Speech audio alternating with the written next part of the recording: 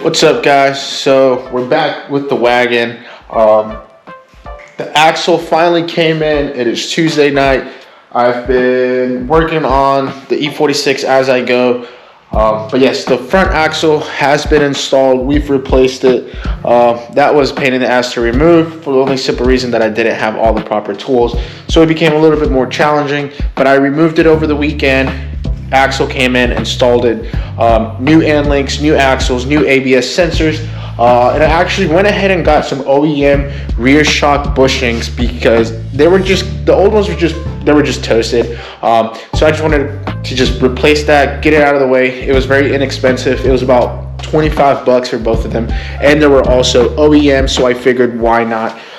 But yes, as you see, the E46 wagon has the wheels on.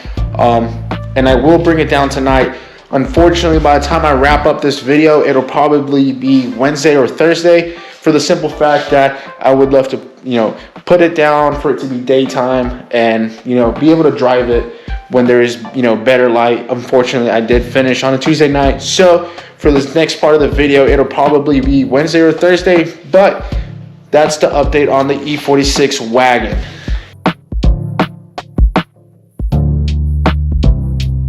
So the wagon is finally on the ground, and the fitment is definitely a lot different from when it was on cut springs, but I definitely want to say that it looks proper now.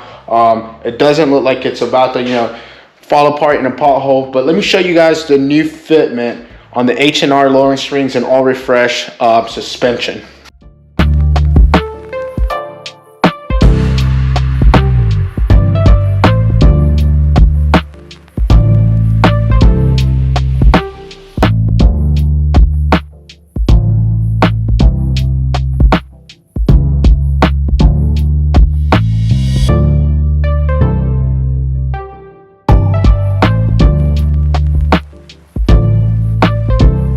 So yes, that's the ride height on the E46 now. It's definitely a lot higher, but that's only because now you're actually on proper lowering springs instead of that, 2-3 inches of cut springs. So it makes a big difference, but I'm sure the ride quality is going to be a lot better. And like I said in the previous clip, that I won't be able to finish off this video, or at least put it all together, until tomorrow or possibly Thursday. It is Tuesday night. So I'm going to tie this up for this clip, but I'm going to continue tomorrow and get a drive on it and finally be able to really get a feel for it on a new proper suspension. So what's up, guys? It's a different day. I've been driving the wagon around for a couple of days now, and I definitely want to say the drive-in experience on the wagon is completely different now. Definitely a lot more enjoyable, a lot more dailyable. So I think it was definitely the first priority when buying the wagon was to replace suspension, get proper springs, and I can definitely say that I'm completely satisfied.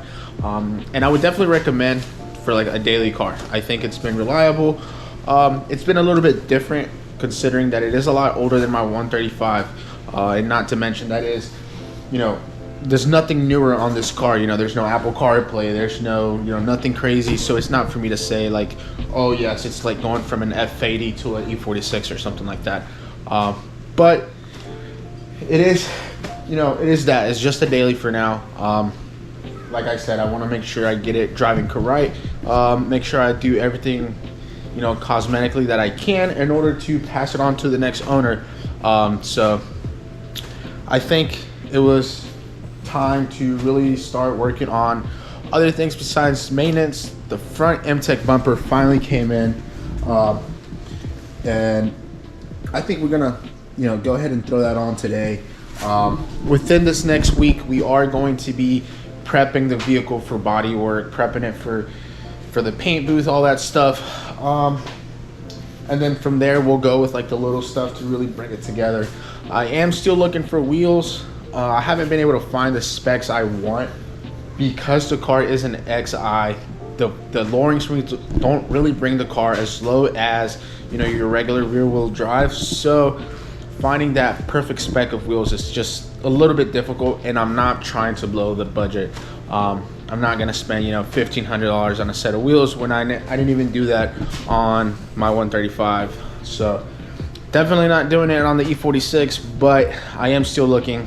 I have been meaning to post those, you know, those wheels that it has, so I can, you know, make some money back and go from there, or find some trades, who knows. But we will be getting rid of the wheels. I am not a big fan. For now, they work, I guess. But once we do the new color, once we do, you know, everything else, I am gonna want some new wheels. I am gonna want some silver wheels.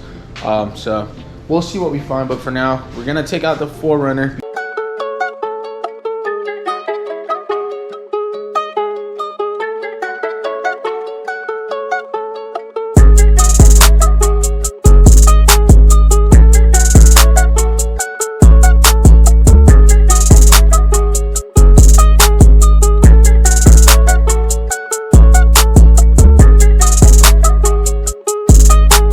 There it is, guys, the new M-Tech front bumper for the wagon. Like, I think E46 has probably the worst, you know, basic, like, or base model front bumpers. I think, you know, they just came with the worst front bumper from factory, or at least your base model. You know, the CHP, of course, they have the M-Tech bumper, but this is completely, you know, I think this is probably one of my favorite mods so far for this car.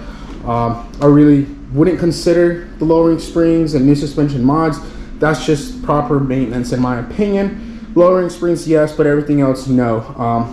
But let's go ahead and throw this front bumper on and check out, you know, how completely transformed this front end gets.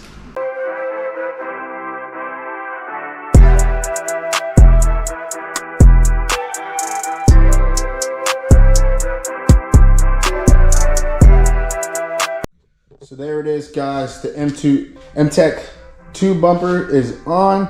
I didn't do any, you know, install video. It was a pretty quick, straightforward installed.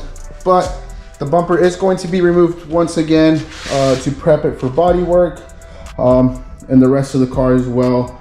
But yeah, I think I am super satisfied with this. I couldn't have went, you know, with any better bumper. Yes, there's the M3 style bumper. I just personally think it's a little bit overplayed, but overall I am super happy with this. I think once we're able to take it out in the sun and kind of get a feel for it, we'll be able to really kind of fall in love with it. I am thinking about adding a front bumper lip on it just to give it a little bit, like, you know, that lower look and a little bit more aggression. But besides that, I'll probably just keep it as is, pretty simple. But yeah, super happy with it.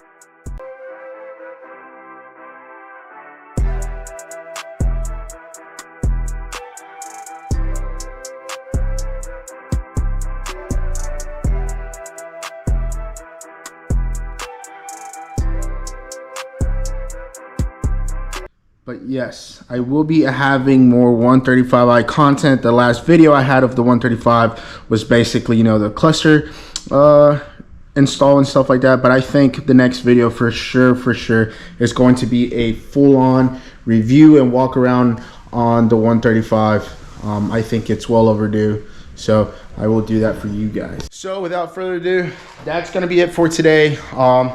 Pretty much a quick install and an update on the E46 wagon. Like I said, we replaced the suspension, new lowering springs, and shout out to Eric at NRP. You know, he definitely hooked it up. And yeah, pretty much that's gonna be it.